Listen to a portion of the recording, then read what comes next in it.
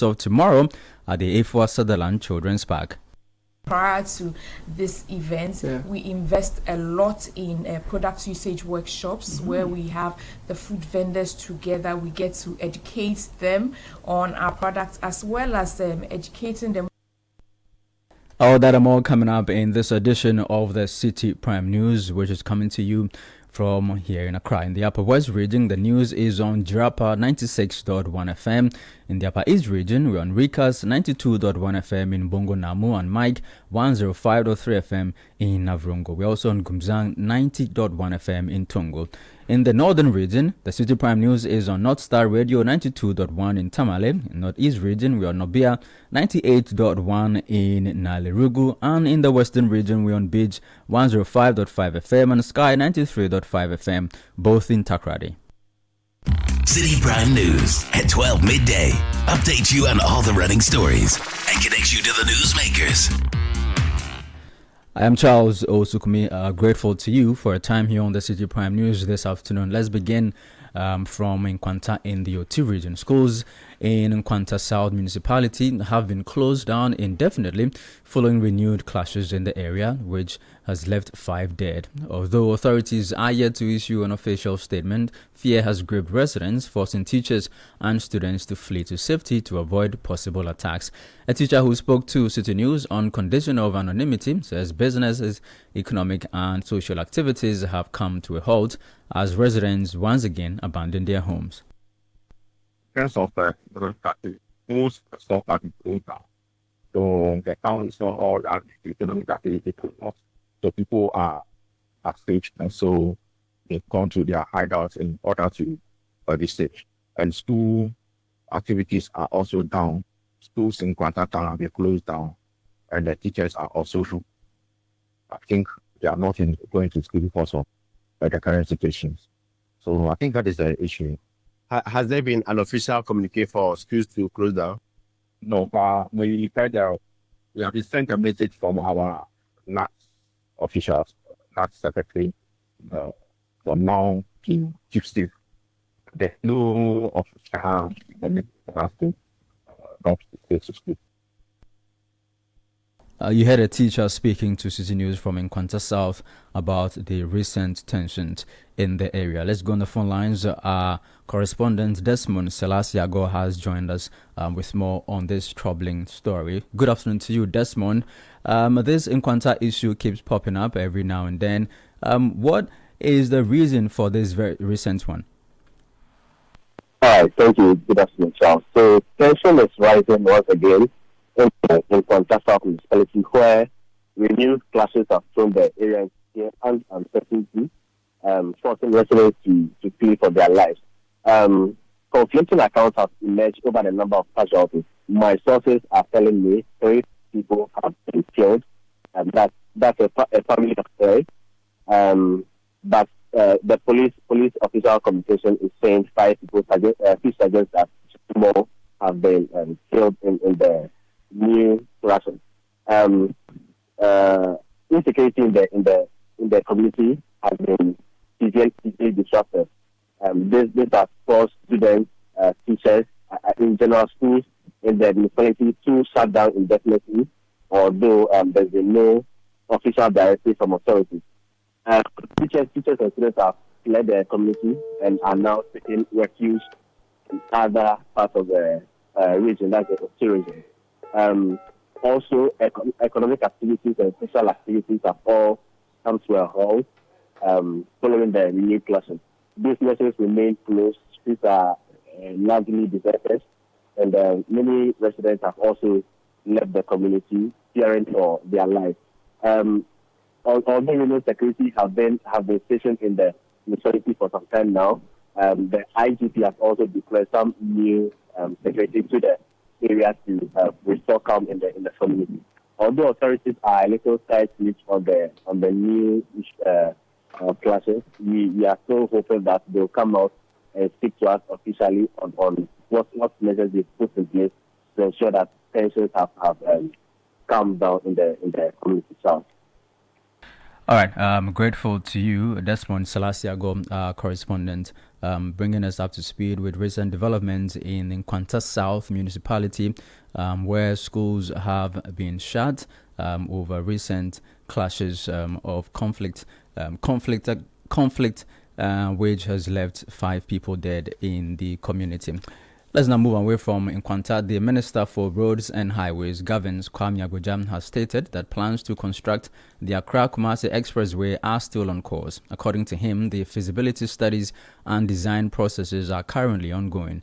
Speaking on Breakfast Daily on Channel 1 TV, Governance Agbodza stressed that the project will become a reality due to the government's strong commitment to its execution.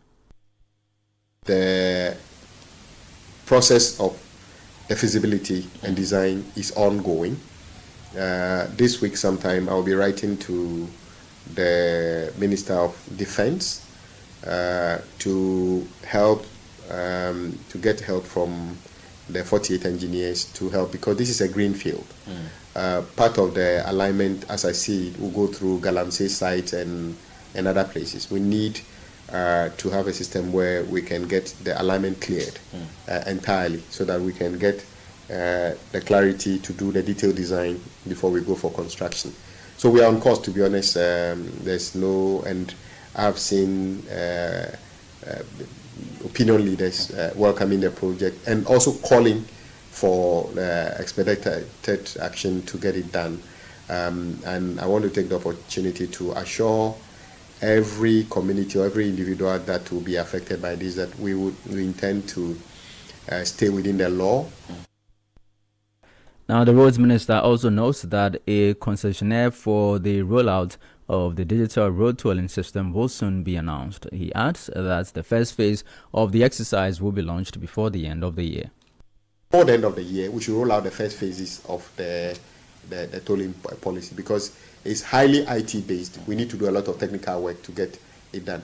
And we'll have to roll it out in phases simply because we are only tolling roads that we have made improvement on. So no one is thinking of going to put a toll on a very deplorable road or a road littered with potholes and other things. That is not fair. So as soon as, so automatically all big push projects ongoing are qualified to be tolled. And I think Ghanaians will agree that we have invested this amount of money. Even the day the road is commissioned, there will be the need to maintain it. You heard the Minister for Roads and Highways, Governance Kwame Agbodza. Let's now head to Parliament. The House is set to go on recess today for the Easter festivities, bringing to a close the first meeting of the second session of the 9th Parliament, which commenced on February 3, 2026. Now let's go to the House. Our parliamentary correspondent, Ni Ayukweokan, is standing by with some highlights of this meeting. Good afternoon, Ni Ayukweokan. So let's begin with the core function, which is lawmaking. Let's talk about the bills that have been passed in this very meeting. Well, good afternoon, Charles. So today, Parliament is set to rise for the Easter festivities, marking the end of the first meeting of the second session. And one of the major highlights for this particular meeting was the presentation of the State of the Nation address by President John Dramani Mahama. That was followed by an extensive debate by lawmakers on that particular address by the president. Aside that, there's been some legislative activities on the floor, and key among them is the Legal Education Bill 2025, which was actually passed by the House yesterday. And this is a bill that seeks to end the long-standing monopoly of the Ghana School of Law, to transfer professional legal training from the Ghana School of Law to accredited universities in the country, where every candidate who is eligible to be called to the bar would end up for the National Bar examination. So that bill was passed by the House yesterday. We've also had the Minerals and Mining Royalty Regulations 2025 also maturing in the first meeting of the second session. This is a legislative instrument that actually introduced a sliding scale royalty regime that ranges between 5 and 12% for gold and lithium, with rates that are adjusted based on global commodity prices within the mining sector, so particularly gold and then lithium. But this, after the LI matured, we also saw the some of the mining and lithium mining agreements. That's for the mining of lithium at Ewea, an agreement between the government and then also Priority Ghana Limited being ratified by Parliament to ensure that mining of lithium takes place at Ewea in the central region. One of the key concerns that came up during that particular ratification was concerns about the Community Development Fund, which the minority proposed. The former Finance Minister, Dr. Mohamed Amin Adam, proposed that if possible, the Community Development Fund should be increased to 3 or 2% rather than being pegged at the 1% that it is currently. Aside that, we've had the Education Regulatory Bodies Amendment Bill also being passed by Parliament in the first meeting of the second session. This is a bill that provides a more flexible and optional pathway to, private tertiary institutions that seek to charter. Additionally, we've also had the House approving the Value for Money Office bill, which is also aimed at establishing the Value for Money Office, an office that is mandated to regulate, promote, and oversee the value for money assessment in public expenditure and procurement as part of the government's fiscal discipline policy. So that's a bill that the minority has heavily criticized, right?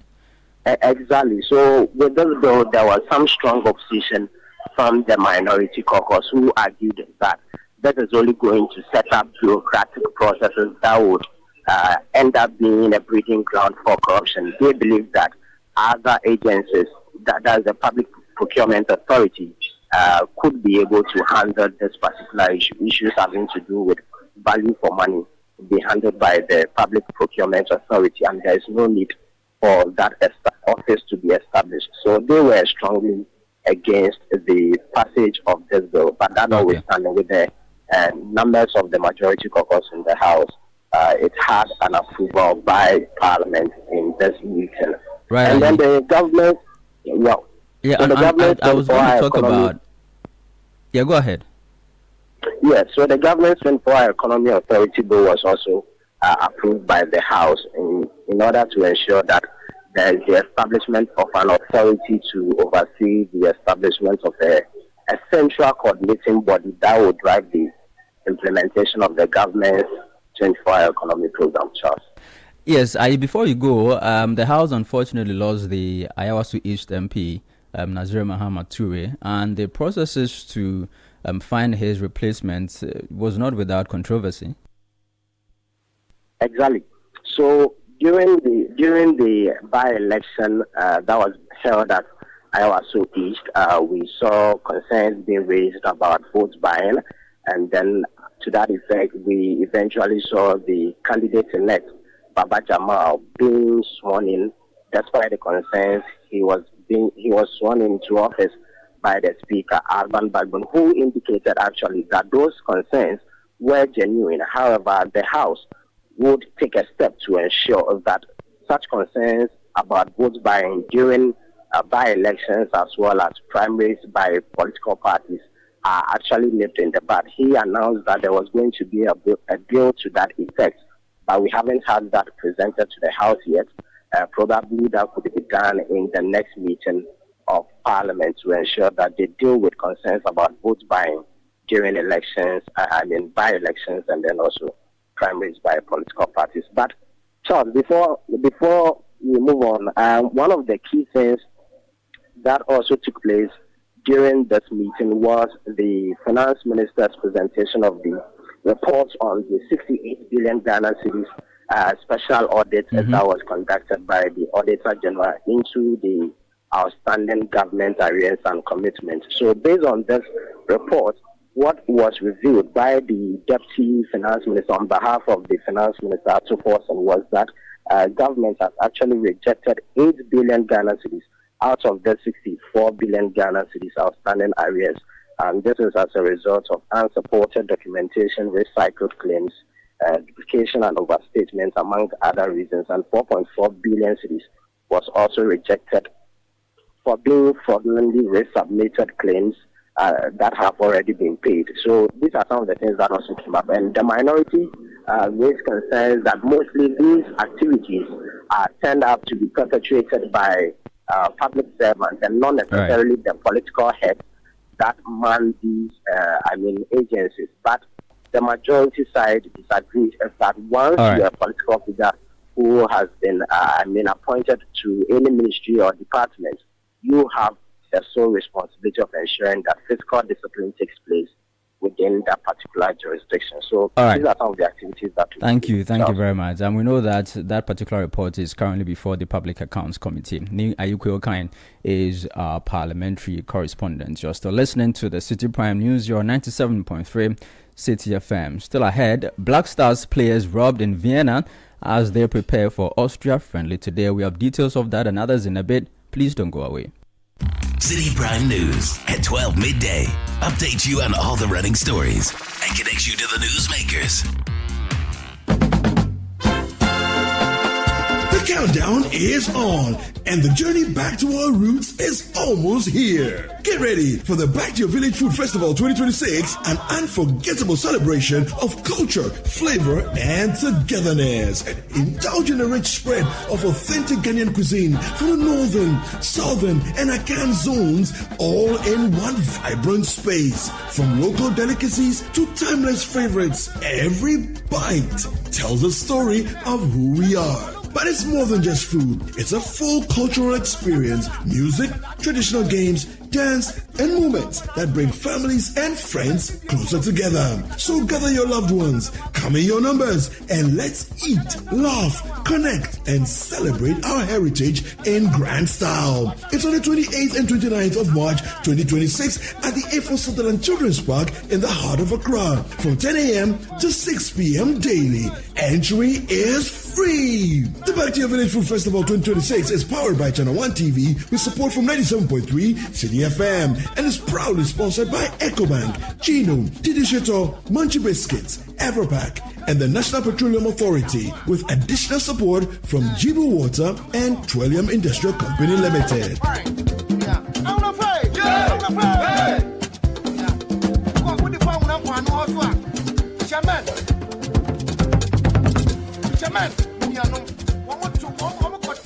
City Prime News at 12 midday.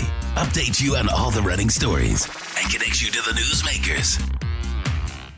You're welcome back. This is the City Prime News on 97.3 City FM with me, Charles Osukumi, broadcasting from Accra. In the Ashanti region, we're on Focus 94.3 FM on KNUST Campus and Orange 107.9 FM in Kumasi. We're also in the Volta region on Stellar Radio 97.1 FM in Dabala and Holy FM 98.5 in Aflao. In the Savannah region, we're on Kasha 99.5 FM in Damango.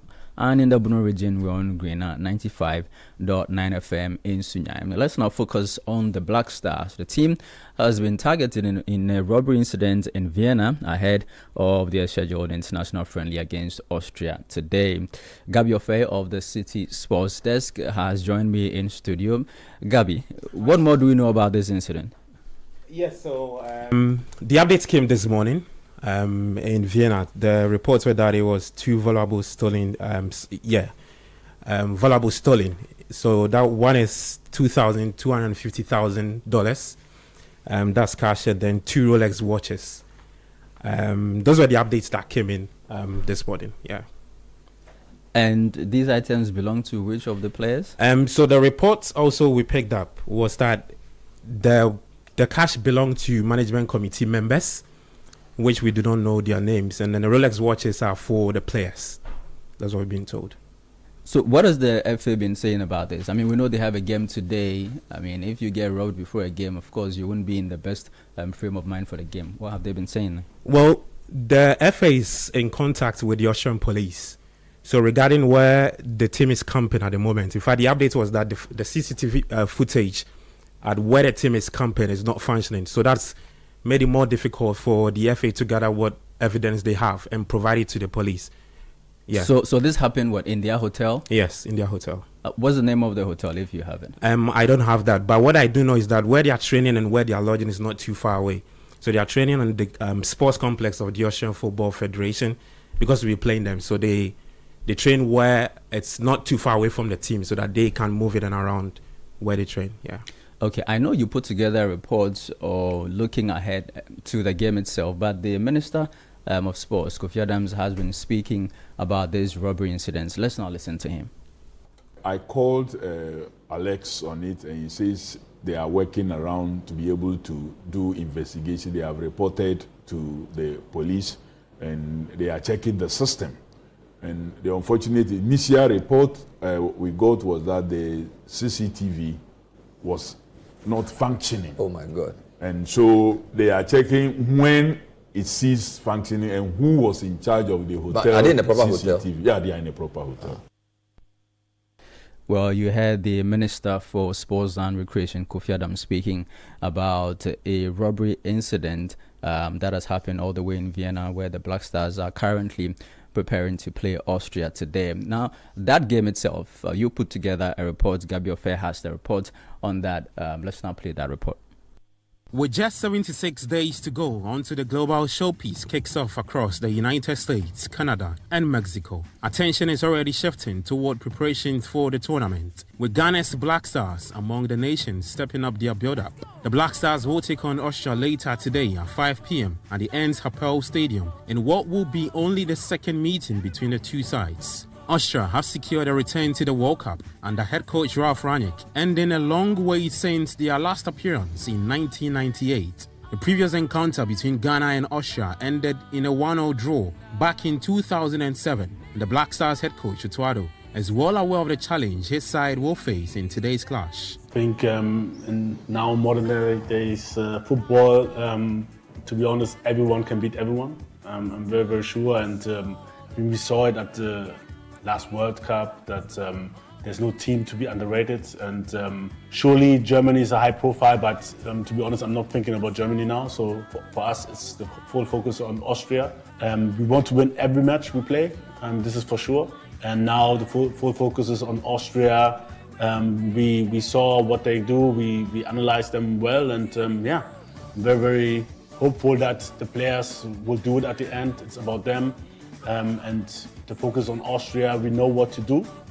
We now have to execute, and yeah, like I said, it will be an intense game, and this is what we're looking up to. Despite missing some key players for the Austria clash, Black Stars captain Jordan Ayew says the team is treating the upcoming two matches with the seriousness it deserves. Personally, I don't think that the players will do it on purpose to be pulling out from games and those type of things, because we want to play for our country, we want to do well for our country, so every game is important.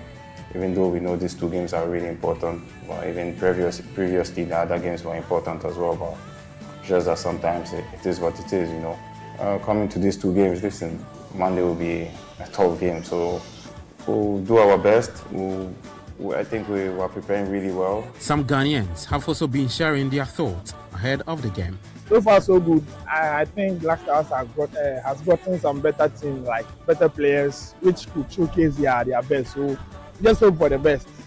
Maybe it will be 2-1 against Austria. Which players are likely to Semenyo will score, like Semenyo for now. Semenyo. I think maybe we can do well then. I want me to score them. Yeah, at least if we score them, they get confidence. See them go to the World Cup. At least we will do something.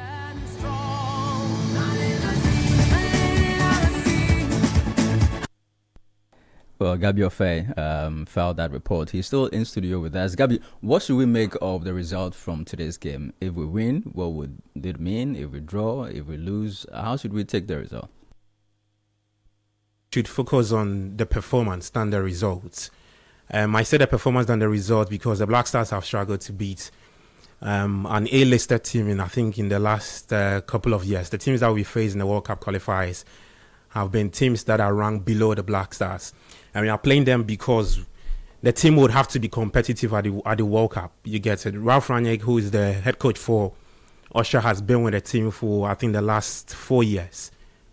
He was brought in after Austria failed to qualify for the last World Cup in Qatar. So he's been able to bring some stability to this team. I think they would give the Black Stars a tough test.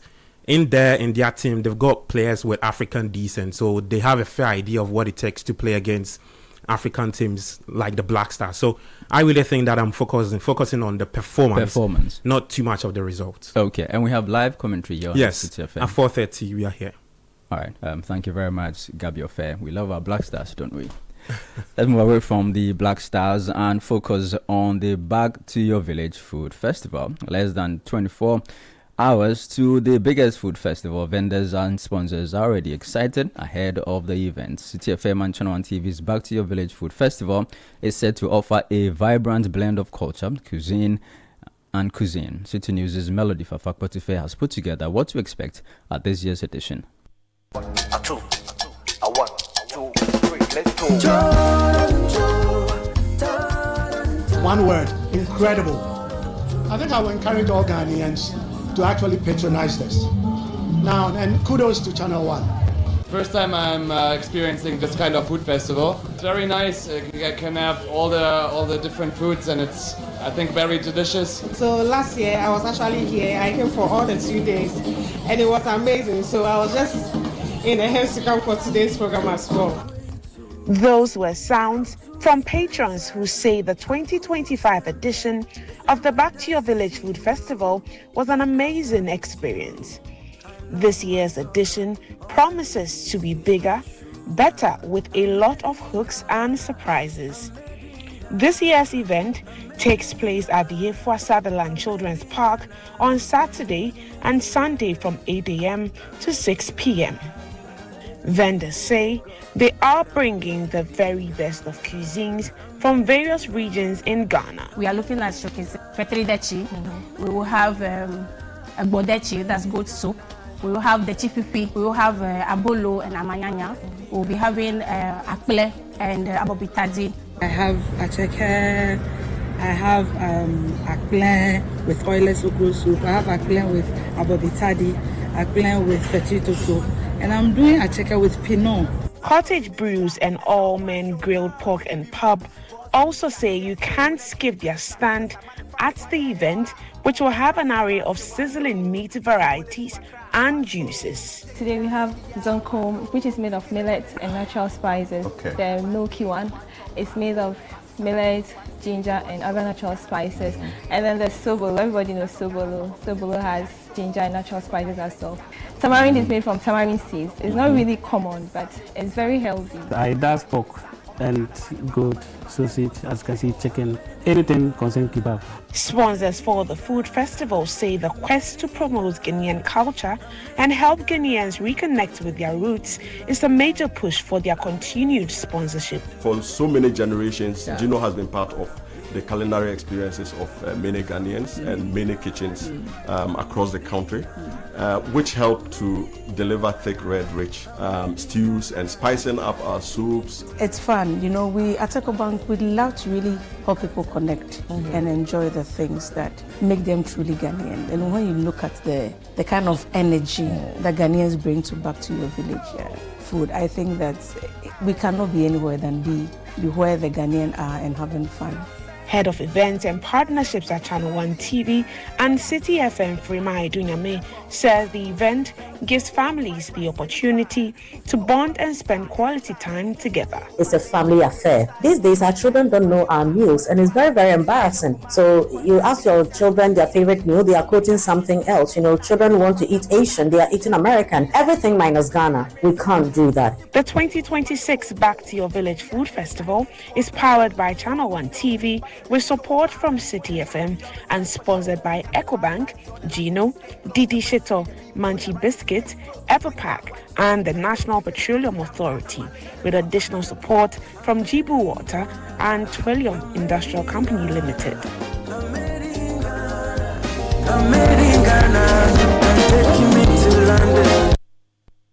Melody Fafak Potife with that report. See you tomorrow at the Back to Your Village Food Festival. Well, that'll be all for this edition of the Citi Prime News, which has been live from our studios here in Accra. For more news, log on to our website, citinewsroom.com. I am Charles Osukumi. Thank you for listening. Citi News, we speak first. Reach our hotline on 0302 224959 and get interactive on Facebook, Citi 97.3 FM, and on Twitter at Citi 973. As a business executive, it is easy to get lost in the detail. Kwame has everything going.